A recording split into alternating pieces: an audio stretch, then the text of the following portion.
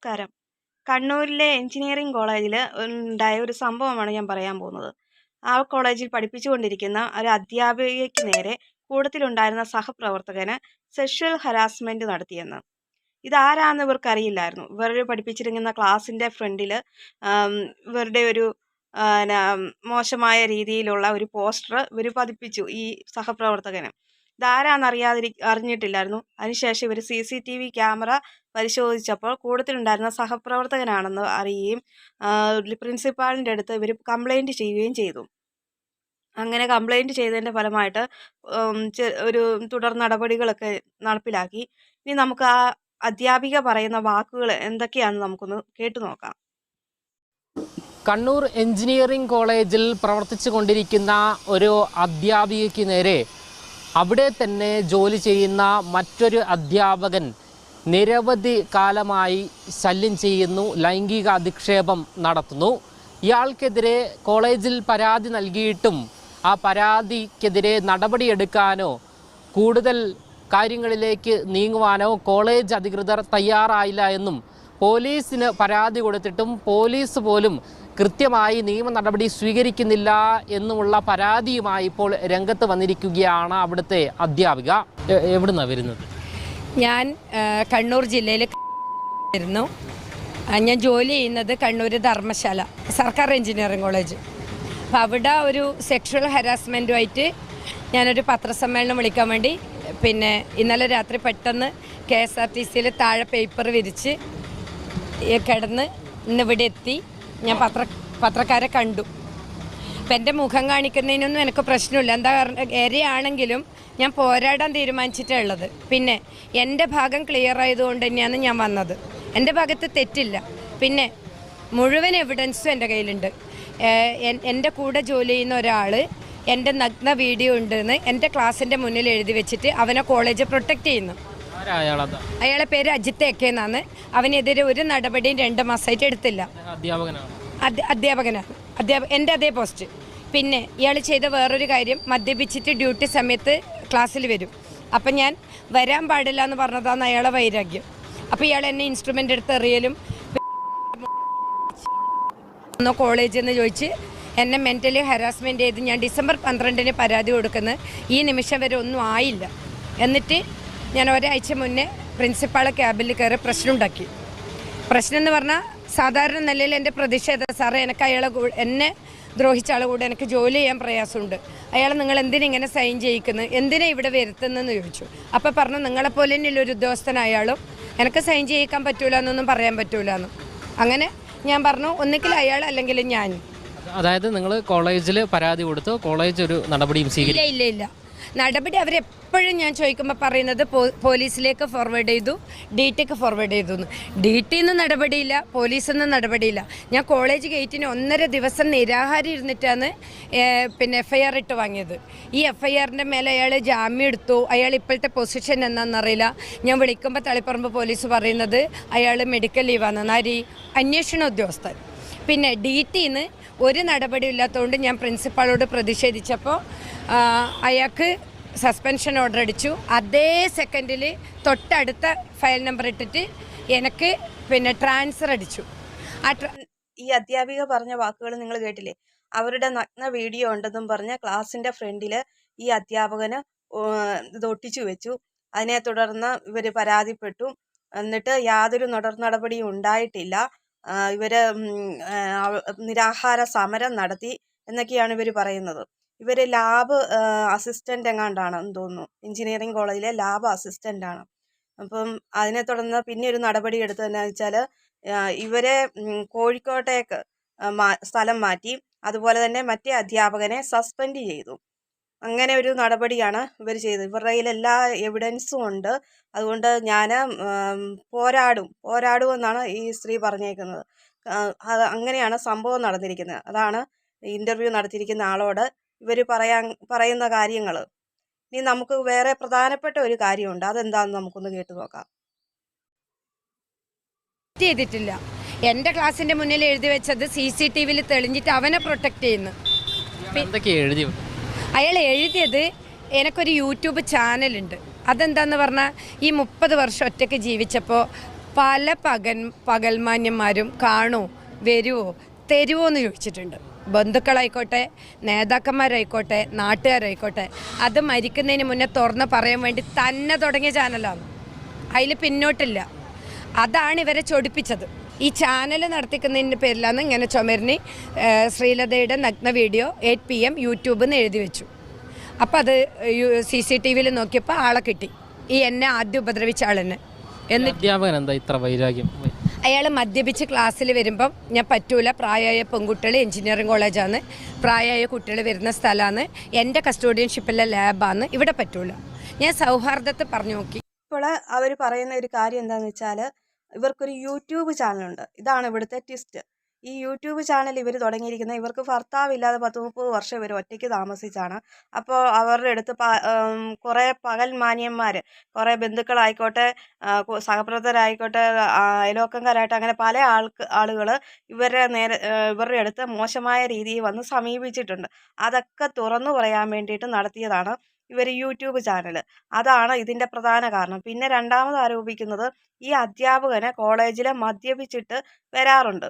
അപ്പോൾ ഇവർ അതിനെ ചോദ്യം ചെയ്തു. പ്രായപൂർത്തിയായ പെൺകുട്ടികൾ ക്ലാസ്സിൽ വരുന്നതാണ്, അപ്പോൾ ഇങ്ങനെ വരാൻ പറ്റില്ല എന്ന് പറഞ്ഞപ്പം അതിൻ്റെ ഒരു കാരണം കൂടെയുണ്ട് ഇയാൾക്ക് വൈരാഗ്യത്തിന് കാരണം. ഈ 2 കാരണങ്ങൾ കൊണ്ടാണ് ഈ അധ്യാപകന് ഇവരുടെ നേരെ ഇങ്ങനത്തെ മോശമായ രീതിയിലുള്ള ആരോപണം ഉന്നയിച്ചതെന്നാണ് ഈ അധ്യാപിക പറയുന്നത്. അപ്പോൾ ഇവിടെ കിടക്കുന്ന ട്വിസ്റ്റ് എന്താണെന്ന് വെച്ചാൽ, യൂട്യൂബ് ചാനലാണ്. പക്ഷേ ഈ യൂട്യൂബ് ചാനൽ, ഞാനിത് യൂട്യൂബ് ചാനൽ കയറി നോക്കി ഈ ടീച്ചറിൻ്റെ.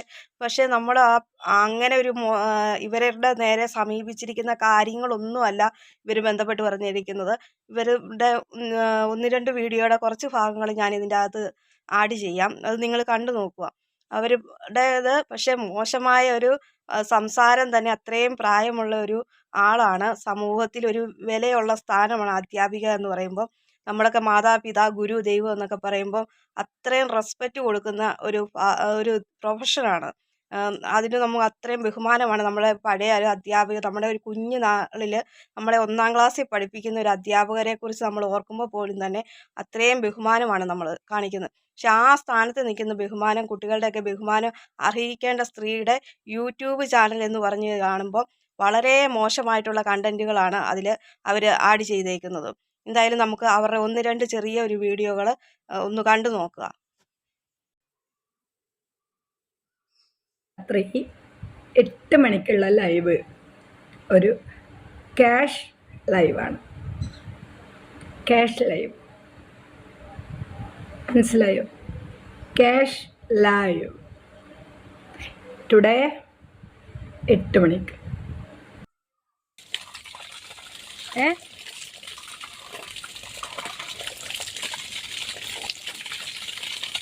നീ പ്രോത്സാഹിപ്പിക്കരുത്. ഞായറാഴ്ച എപ്പോഴും ഒരു കുളിസീൻ ഉണ്ടാവും, നീ അത് പ്രോത്സാഹിപ്പിക്കരുത്.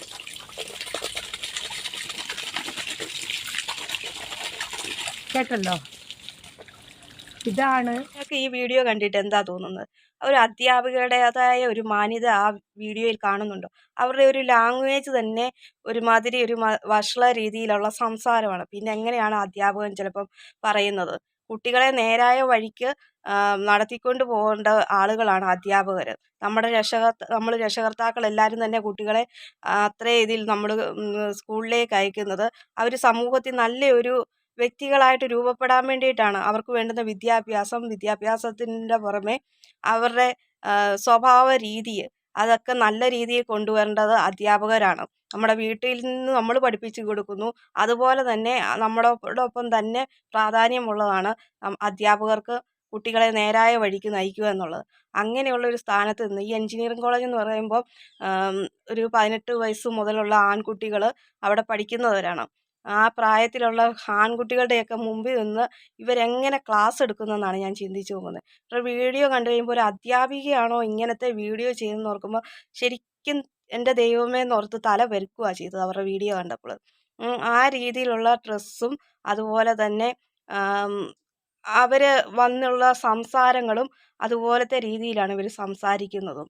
പിന്നെ എങ്ങനെ കൂടുതലുണ്ടായിരുന്ന സഹപ്രവർത്തകർ അരിശം വന്നിട്ട് എഴുതി വെക്കാതിരിക്കും? ആ കുട്ടികളൊക്കെ മിണ്ടാതിരിക്കുമായിരിക്കും. അത് ഈ വീഡിയോ യൂട്യൂബ് അവരുടെ ചാനൽ കാണുന്ന രക്ഷകർത്താക്കൾ ഓർക്കും, ഇങ്ങനെയുള്ളവരുടെ അടുത്തേക്കാണല്ലോ എൻ്റെ കുഞ്ഞിനെ ഞാൻ സ്കൂളിലേക്ക് വിട്ടേക്കുന്നത്, കോളേജിലേക്ക് വിട്ടേക്കുന്നത് എന്ന് ചിന്തിക്കും. ഇതുപോലുള്ള അധ്യാപകരാണോ ഇങ്ങനെ പഠിപ്പിക്കുന്നതെന്ന്. എല്ലാവരെയും അടച്ചു പറയുന്നതല്ല, പക്ഷേ ഇവരുടെ ഭാഗത്ത് നിന്നിട്ട് ഇവർ ന്യായീകരിക്കുകയാണ് ചെയ്യുന്നത്. അവരവരുടെ സ്വന്തം ഭാഗം അവർ പറയുന്നതും തൻ്റെ അടുത്ത് സമീപിച്ചിരിക്കുന്ന ആളുകളെക്കുറിച്ച് ഉള്ള മാന്യന്മാരെക്കുറിച്ച് അവരുടെ ഇതിന് പ്രതികരിക്കുന്ന വീഡിയോ ആണ്. പക്ഷെ വീഡിയോയിൽ അങ്ങനെ ഒരു പ്രതികാരം ആയിട്ടുള്ള ഒന്നും കാണാൻ പറ്റിയില്ല. അവർ ഈ കാര്യം ഇവരുടെ നേരെ ഉണ്ടായിരുന്ന ഈ പ്രശ്നം അവർ പറയുന്നുണ്ട്, വീഡിയോയിൽ പറയുന്നുണ്ട്. പക്ഷേ അല്ലാതെയുള്ള ബാക്കി മുഴുവൻ കണ്ടൻറ്റുകളും മോശമായ രീതിയിൽ തന്നെയാണ് അവർ സംസാരിക്കുന്നത്. ഒരു ഭാര്യയും ഭർത്താവും തമ്മിലുള്ള ബന്ധത്തെക്കുറിച്ച് ആ രീതിയിലുള്ള മോശമായ രീതിയിൽ വരെയുള്ള വീഡിയോസ് ഇവരുടെ വീഡിയോയിൽ കാണാൻ സാധിക്കുന്നതാണ്. അങ്ങനെയുള്ള ഒരു അധ്യാപികയാണ് ഭയങ്കരമായിട്ട് എന്തായാലും കോളേജിൻ്റെ അടുത്ത് ചെന്നിട്ട് ഇവരുടെ പ്രശ്നം പറഞ്ഞു. എന്നിട്ട് പ്രിൻസിപ്പാളൊന്നും വലിയ മൈൻഡ് ചെയ്തില്ല എന്നൊക്കെ പറഞ്ഞു. തുടർ നടപടികൾ സ്ലോയിലാണ് പോയത്. ഇവർ കേസ് കൊടുത്തു, നിരാഹാരം എടുത്തു എന്നൊക്കെ പറയുന്നുണ്ട്. ഇതൊക്കെ കാരണം എന്താ, ഈ ഭാഗത്തു നിന്ന് ഇവരുടെ ഭാഗത്തു നിന്നുള്ള പൊളിവ് കൊണ്ട് തന്നെയാണ് അവർ സ്ലോയിൽ അഥവാ പോയെങ്കിൽ തന്നെ ചെയ്യാൻ പറ്റുന്നത്. പിന്നെ അത് തന്നെയല്ല, ആ കോളേജിൻ്റെ സ്റ്റാറ്റസിനെ ബാധിക്കുന്ന പ്രശ്നവുമാണ്. ഇങ്ങനെ ഒരു അധ്യാപികയാണല്ലോ ഇവിടെ ജോലിക്കായിട്ട് നിയോഗിച്ചേക്കുന്നതെന്ന് ഓർക്കുമ്പം തന്നെ ഒരുപാട് പ്രശ്നങ്ങളുണ്ടാവും. അതുകൊണ്ടാണ് അവരെ കോഴിക്കോട്ടേക്ക് സ്ഥലം മാറ്റം എടുത്തത്. അതിന് പറയുന്നു അവർക്ക് വൺ സൈഡ് തന്നെ 140 കിലോമീറ്ററോളം ദൂരമുണ്ടെന്ന്. എന്തുകൊണ്ടാണ് ഇത് അങ്ങനെ മാറ്റാൻ കാരണം? ആ എഞ്ചിനീയറിംഗ് കോളേജിൻ്റെ ഭാഗത്തു നിന്ന് അവരന്വേഷിച്ചപ്പോൾ തക്കതായ കാരണം ഉണ്ടായിട്ട് തന്നെയാണ് ഇവരെ മാറ്റിയിരിക്കുന്നത്. എന്തായാലും കുട്ടികളെ നേർവഴിക്ക് നടത്തേണ്ട അധ്യാപകർ കാണിക്കുന്ന പണി, അധ്യാപകരെന്ന് അടച്ചു പറഞ്ഞതല്ല കേട്ടോ, ഈ അധ്യാപികയുടെ ഭാഗത്തു നിന്ന് പറഞ്ഞപ്പോൾ അങ്ങ് അറിയാതെ പറഞ്ഞു പോയതാണ്. അവരുടെ ഭാഗത്തു നിന്നുണ്ടായേക്കുന്ന മോശമായ രീതിയിലുള്ള അത് ഒരിക്കലും അംഗീകരിക്കാൻ പറ്റുന്ന കാര്യമല്ല. അത് തെറ്റ് തന്നെയാണ്. നിങ്ങളെല്ലാവരും എൻ്റെ വീഡിയോ ആദ്യമായിട്ടാണ് കാണുന്നതെങ്കിൽ ലൈക്ക് ചെയ്യണം, ഷെയർ ചെയ്യണം, സബ്സ്ക്രൈബ് ചെയ്യണം, അതുപോലെ കമൻ്റ് ഇടുക. കമൻ്റ് ഒരുപാട് നിങ്ങളുടെ ഭാഗത്തു നിന്ന് നിങ്ങളുടെ അഭിപ്രായങ്ങൾ പറയാം. പക്ഷേ ഞാനിതുപോലുള്ള കാര്യങ്ങൾ പറയുമ്പോൾ നിനക്കെന്നാ വീട്ടിലെന്താ പണിയെന്ന് കഴിഞ്ഞ ദിവസം ഞാൻ വീഡിയോ ഇട്ടപ്പം പറഞ്ഞു, നിങ്ങൾക്ക് നിങ്ങളുടെ കാര്യം നോക്കിയാൽ പോരെയെന്ന്. നമ്മളിത് കാണുമ്പോൾ അതിനെക്കുറിച്ച് റിയാക്ഷൻ ചെയ്യുന്നു എന്ന് മാത്രമേ ഉള്ളൂ. നമുക്ക് ആരോടും അതിനുള്ള വൈരാഗ്യമോ കാര്യങ്ങളോ ഒന്നും ഉണ്ടായിട്ടല്ല. നിങ്ങൾ എല്ലാവരും സഹകരിക്കണമെന്ന് അപേക്ഷിക്കുന്നു.